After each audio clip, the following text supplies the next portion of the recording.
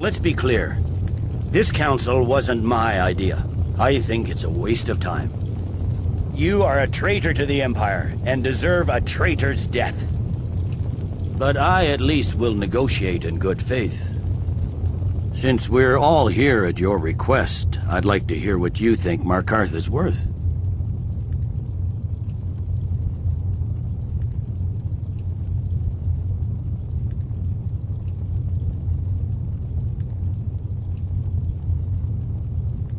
In exchange for Markarth, the source of most of Skyrim's silver. Hardly. Riften seems like a better choice to me. Well fortified, easily resupplied from across Lake Honric, plus all the mead we can drink.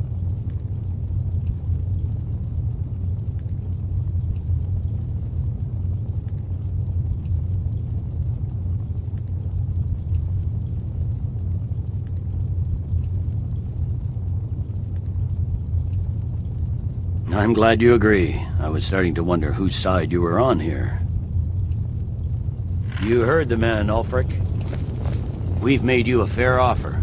Are you serious about these talks, or are you just here to posture? I expected better from you, Dragonborn. I came here in good faith, and now it seems you help the Empire at every turn. As for you, General Tullius, I see now that Galmar was right. Talking to the Empire is just as useless as ever. If you think you can hold Markarth, you're as deluded as your Emperor when he signed away our freedom to the Thalmor. Skyrim will never again bow to your false empire. Let's go, Galmar. I should have listened to you in the first place. You always were a fool, Ulfric. You're no better at diplomacy than you are in the battlefield. Stop! Are you so blind to our danger that you can't see past your petty disagreements? Here you sit arguing about nothing, while the fate of the land hangs in the balance. Is he with you, Delphine? If so, I advise you to tell him to watch his tongue. He is with me. And I advise you both to listen to what he has to say before you do anything rash. Don't you understand the danger? Don't you understand what the return of the dragons means? Alduin has returned, the World Eater. Even now he devours the souls of your fallen comrades. He grows more powerful with every soldier slain in your pointless war. Can you not put aside your hatred for even one moment in the face of this mortal danger? A very pretty speech. But what does it Shut have up. to do with the... If he's right about Alduin, we both have just as much to lose here, Tullius. Remember that. Now, back to the matter at hand. Don't hand me a mug of sheep's piss and call it mead. These terms are still not acceptable. I'm sure you have something in mind. Damn right we do. You surrender Hjalmarch to us, and take Idgrod Ravencrone with you. Sorli the Builder will take over as Jarl of Morthal. Where do these demands stop, Ulfric? Do you expect me to surrender all of Skyrim?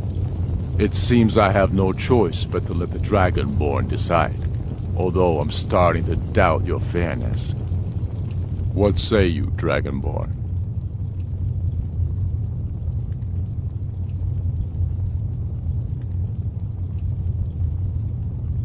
Spoken like a true son of Skyrim. I suppose that's the fairest deal we're likely to get. It seems we may have an agreement. Jarl Ulfric, General Tullius. These are the terms currently on the table. Markarth will be handed over to Ulfric's forces, Jarl Igmund will step down, and Thangvor Silverblood will become the Jarl of Markarth. The Stormcloaks will withdraw from the rift, allowing Imperial troops unhindered access. Jarl Leila Lawgiver will step down, and Maven Blackbriar will become the Jarl of Riften. Hjalmarch will be turned over to Ulfric, with Sorli the Builder assuming the Jarlship. You both agree to this? The Sons of Skyrim will live up to their agreements, as long as the Imperials hold to theirs. What about you, Elisif? Are these terms to your liking? Speak up! I'm sure General Tullius is waiting to do your bidding. I have nothing to say to that murderer. General, you've proven yourself a good friend to Skyrim. I continue to trust that you will do your utmost to safeguard our interests. Thank you, Jarl Elisif. I appreciate your loyalty. The Empire can live with these terms, yes, for a temporary truce, until the dragon menace is dealt with. After that, Ulfric, there will be a reckoning. Count on it. Come on, Dalmar. We have a lot of work to do. Giving up Markarth is a heavy price for this truce, Dragonborn. I hope it was worth it. Jarl Balgruf, I assume you are familiar I'm with afraid the there's a Dragonborn's problem. plan. A serious one. I've discovered who the Greybeard's leader really is.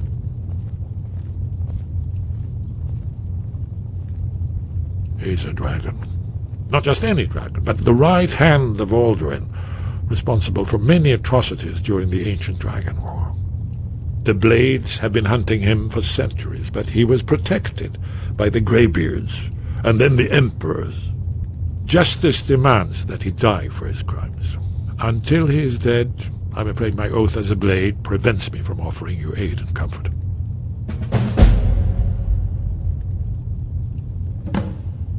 I anticipated the problem. While you were arranging this meeting, I was busy in the library of Skyhaven Temple, an unguessed trove of lost lore. But the important thing is that the Blades recorded many of the names of dragons they slew. Cross-referencing this with Delphine's map of dragon burial sites, I believe I've identified one of the dragons that Alduin has raised up. Don't you see? The names of dragons are always 3 words of power, shouts. By calling the dragon with a voice, he will hear you wherever he might be. He's not compelled to, but dragons are prideful by nature and loath to refuse a challenge. Your voice in particular is likely to intrigue this dragon after your victory over Alduin. I think it's very likely that he will be unable to resist investigating your call. Ah, indeed. I'm no master of the voice, like these worthy gentlemen, but it is written here, in this scroll. Oda Ving, winged snow hunter, as I read it. Yes, ready to do my part. Just say the word, and my men will help you spring this trap. But the difficulty remains how to lure a dragon to Dragon's Reach at all. Well, that's an excellent... Good question. You haven't overlooked that.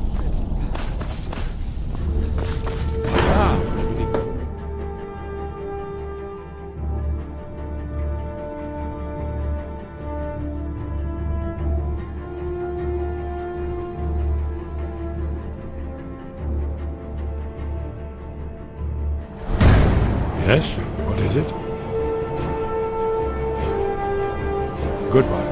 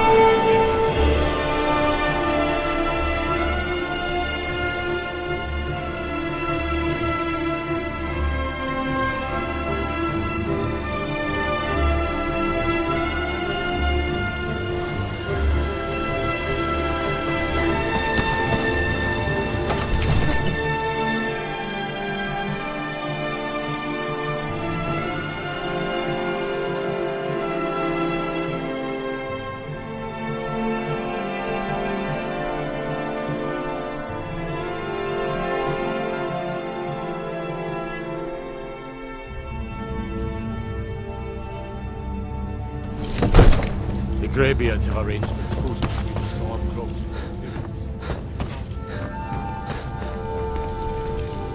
We're ready, Dragonborn. Just say the word.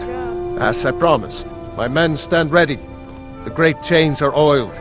We wait on your word. My men know what to do. Make sure you do your part. I'm putting my city in your hands.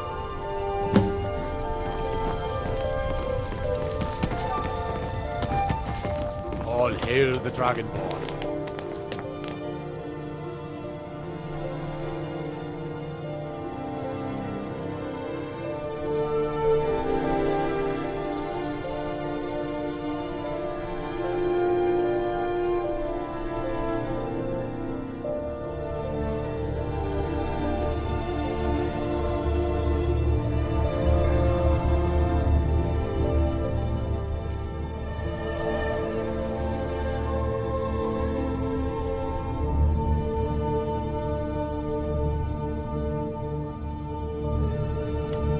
Another wanderer, here to lick my father's boots.